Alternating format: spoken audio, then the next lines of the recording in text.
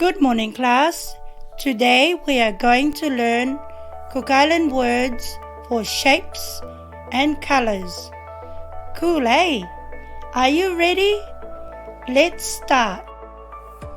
Rengarenga, yellow. Totove'i, purple. Auika, blue. Matie, green.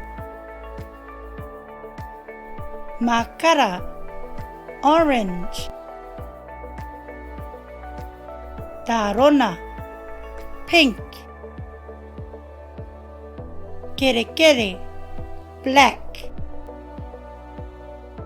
Paraoni, brown.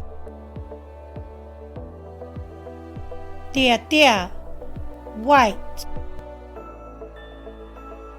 Muramura, red. Awesome, class!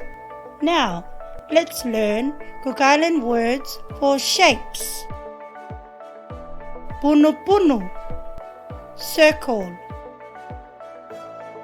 Pukuatu, heart. Pia, square.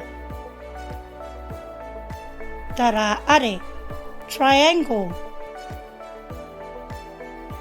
Rikitangere, rectangle. E2, star.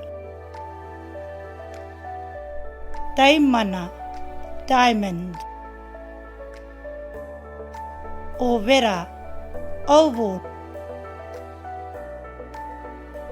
Tatauro, cross.